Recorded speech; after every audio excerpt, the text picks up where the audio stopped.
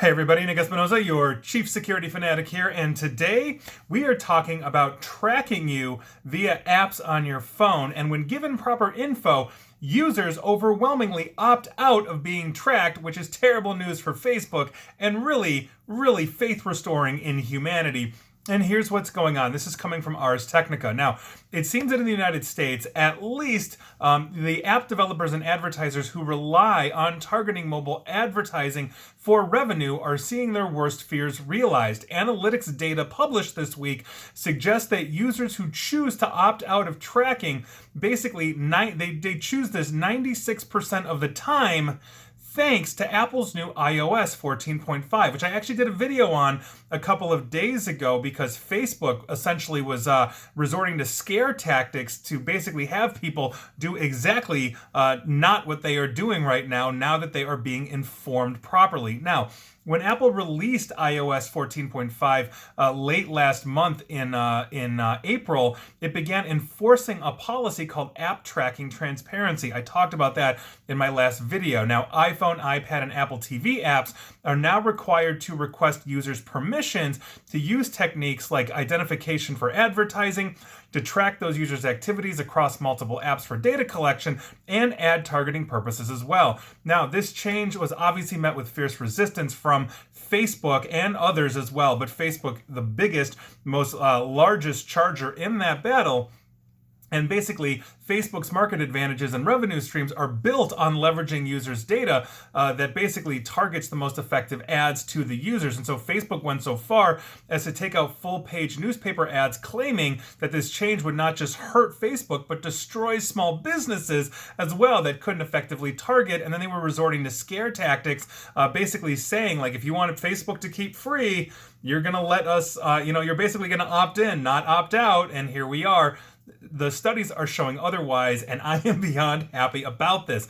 But nevertheless, Facebook and others have complied with Apple's new rule to avoid being rejected from the App Store. That's right. Apple basically went to the Facebooks of the world and said, if you don't do this, you're simply not going to have millions of users that are using the iPhone, and so that's obviously an issue. Some apps present a screen explaining why users should opt in before the Apple mandated prompt, though, to opt out, and that's what we were talking about basically with the scare tactics from Facebook. Now, this new data, this research that's showing us this, is coming from the Verizon-owned Flurry Analytics, which claims to be used in more than 1 million mobile apps. Flurry says it will update the data daily so followers can see the trend as this progresses. Now, based on the data from those 1 million apps, Flurry Analytics says that U.S. users agree to be tracked only 4% of the time. The global number is basically 12%, so we are ahead of the game. And I think that really speaks to the independent streak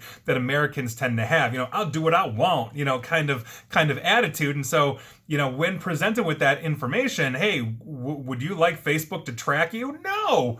Opt out. That is awesome. That makes me very happy. That's a smile on my face. Now, the data from Flurry Analytics shows users rejecting tracking basically at much higher rates than were predicted by surveys conducted before this version of iOS that runs iPhone, Android, and Apple TV went live. One of those surveys basically found that just shy of 40%, not 4%, would opt into tracking when prompted. And so obviously these are huge numbers.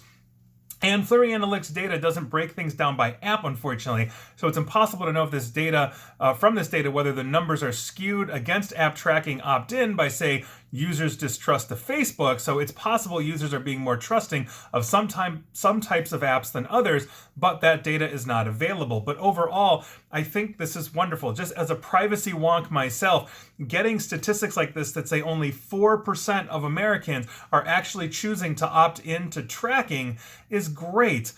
I have been advocating for a change of the business model and practice for Google and Facebook and all of them for quite some time, basically giving you quote-unquote free products that data mine the bejesus out of you, basically violating your privacy.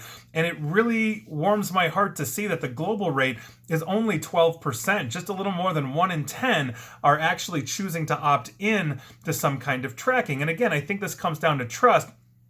But this really underscores something that I have been saying for years and years and years now on stage, or behind the mic or camera or whatever that is that if I'm walking down the street and I go up to somebody and say, hey, here's a laundry list of things that I would like you to tell me. Will you tell me this? The person's gonna be like, no, I don't know you. You're a stranger. Yet we have no problem doing that, basically giving that information away on a Facebook because we believe that we are getting some kind of benefit. And perhaps we are.